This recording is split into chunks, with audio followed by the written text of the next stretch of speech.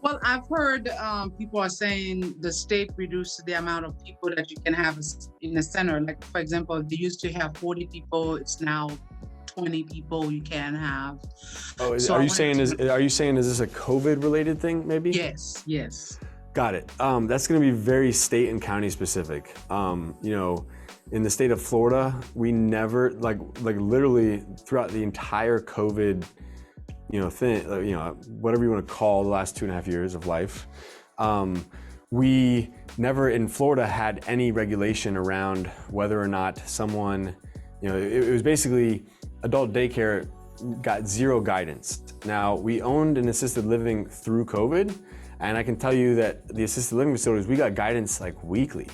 Like every time something changed, anytime there was an update, anytime there was a new requirement, like almost every single week we had a conference call with updates, and it was followed up with the health department locally.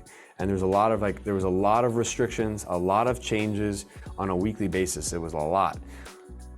In the adult daycare space, we literally just sat there like waiting for someone to tell us how to operate and manage and run our adult daycare center. Now, I know that's specific to Florida, and I have friends in other states where they were like forced to shut down for a year. They were forced to maybe cut their census in half.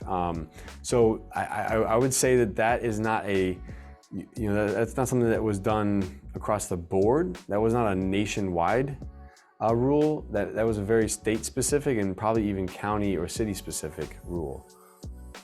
I know in Massachusetts, a lot of the daycare were closed for almost a year. Yeah, I think our rivalry, Town Square. I think they're based in. I think they have a place in Massachusetts, and I know I was talking to the franchise owner the other day, and I know they were shut down in their corporate location for about a year. Okay. So that was and they had just opened too. It was crazy.